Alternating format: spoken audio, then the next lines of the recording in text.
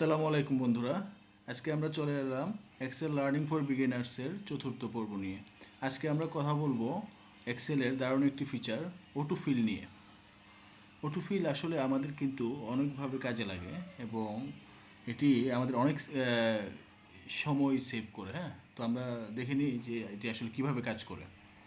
এখানে দেখুন, প্রথমে আমাদের এখানে অনেকগুলো ডাটা রয়েছে, কিছু নাম রয়েছে, সিরিয়াল নম্বর সহ কিছু আদার্স কিছু ডাটা রয়েছে। তো এখান থেকে ধরুন যে আপনাকে কেউ একজন বললো যে শুধুমাত্র নামগুলো আলাদা করতে হবে, তখন আমরা কি করব? তখন আমাদের এখানে এইভাবে কি আমরা এইভাবে নাম লিখব? এভাবে যদি নাম লিখতে যাই তাহলে ধরুন যে এখানে আমার 500 ডাটা রয়েছে বা 1000 ডাটা রয়েছে, তখন এটা কীভাবে করবেন? অনেক সময়ের ব্যাপার, তারপর আপনার টাইপ মিস্টেক হতে পারে, বিভিন্ন প্রবলেম হতে পারে, তাই না? তো এখানে আমরা যেটা করব যে এক্সেলের অটোফিল ফিচারটি আমরা ইউজ করব। তো কীভাবে ইউজ করব? এখানে আমরা প্রথমে এই আমাদের যে আউটপুটটা লাগবে, ওই আউটপুটের যে ইয়েটা রয়েছে, কি বলে, যে প্যাটার্নটা রয়েছে, আমরা এখানে প্যাটার্নটা দিয়ে দিব। হ্যাঁ, ধরুন যে এখান থেকে আমার নাম প্রয়োজন, তো আমি প্রথম দুইটা নাম দিয়ে দিব, দুইটা সেলে আমাদের প্যাটার্নটা ধরিয়ে দিতে হবে। হ্যাঁ, তো এখানে আমরা দুইটা সেলে এই যে যে নামটা লাগবে, এই দুইটা নাম আমরা এখানে বসিয়ে দিলাম। বসিয়ে দেওয়ার পর আমরা কি করব, এখানে টাইপ করব কন্ট্রোল ই। বুম গাইস, দেখেন এখানে কিন্তু এটা হয়ে গেল।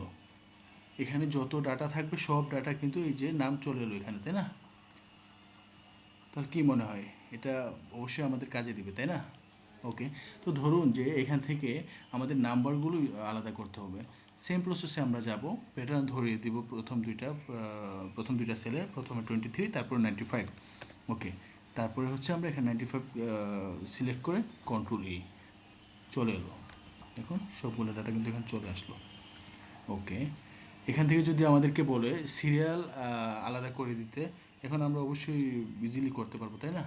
প্রথম দুইটা আমরা এখান থেকে বসিয়ে দিলাম, বসিয়ে দিয়ে কন্ট্রোল ই চাপলাম। এখান থেকে কিন্তু যে দেখুন এখানে যে ডাটাগুলো রয়েছে, এই যে 15, এখানে 15 চলে আসলো, এখানে যে 16, এখানে কিন্তু 16 চলে আসলো, 8 এখানে চলে আসলো।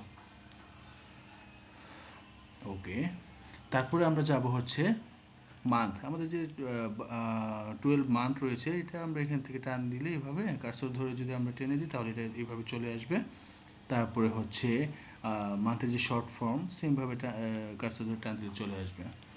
এই যে আমাদের যে 7 দিন রয়েছে, ওইটাও যদি আমরা এভাবে টান দিই ফ্রাইডে পর্যন্ত চলে আসবে। স্যাটারডে, ফ্রাইডে, শর্ট ফর্ম সেমভাবে চলে আসবে। যদি আমাদের কোনো ক্যাটাগরি বসাতে হয় বা প্রোডাক্ট নেম কিছু বসাতে হয়, নম্বরিং করতে হয়, ওইগুলো আমরা এইভাবে টান দিয়ে একসাথে করে দিতে পারবো। এখন আমরা দেখবো আরেকটি ইন্টারেস্টিং ফিচার নিয়ে। আপনি দেখেন, ধরুন যে আপনার 1 থেকে 1000 পর্যন্ত নাম্বার বসাতে হবে, তখন আমরা কি করব?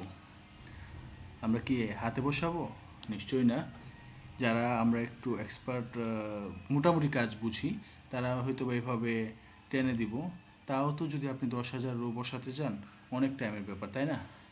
তো আমরা চলুন এটা কীভাবে শর্টকাটে করা যায় আমরা তা দেখি।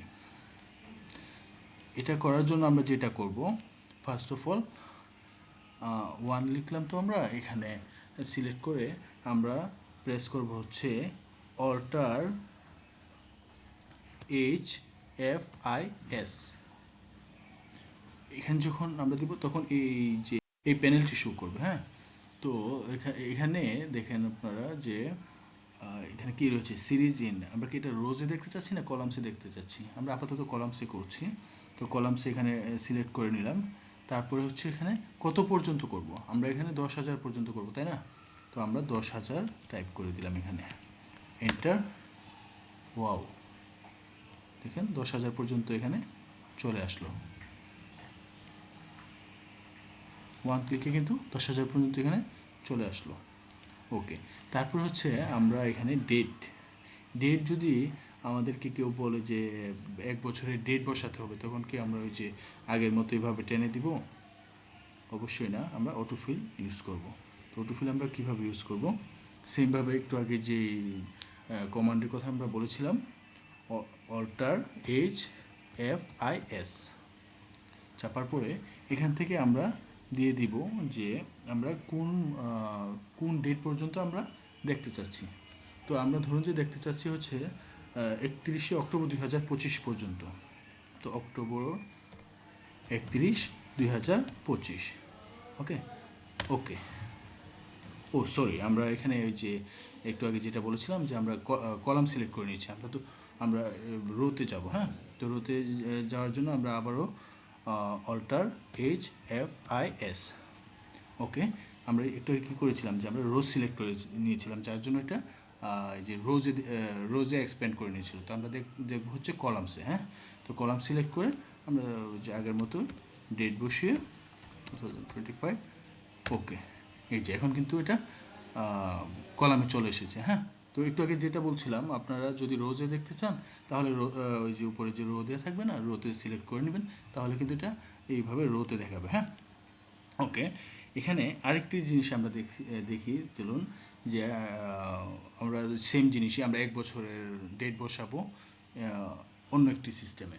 তো সেক্ষেত্রে আমরা কী করব, এখানে আমরা দিব হচ্ছে একটি ফর্মুলা বসাবো। হ্যাঁ, ডেট ফর্মুলা ইউজ করবো আমরা এখানে, ইকুয়াল টু ডেট। ওকে, তো এখানে দেখুন, এখানে কিন্তু লেখা আসছে যে আমরা কী দিব। ফার্স্টে ইয়ার 2024। ওকে, তারপর হচ্ছে মান্থ ধরুন যে আমরা নভেম্বর ইউজ করলাম এখানে। ওকে, তারপরে ডেতে আমরা দিব হচ্ছে আমরা আসলে কত দিন এখানে নিতে চাচ্ছি। তো সেক্ষেত্রে আমরা ইউজ করব সিকোয়েন্স ফর্মুলা দিয়ে আমরা এখানে দিয়ে দিলাম 365 মিনস হচ্ছে 365 ডেজ। হ্যাঁ, তো 365 ডেজ দিয়ে আমরা এখানে ইনসার্ট দিলাম। দেখুন এখানে কিন্তু 1 বছরের ডাটা চলে এসেছে। এই যে 31শে অক্টোবর 2025 পর্যন্ত কিন্তু এখানে চলে এসেছে।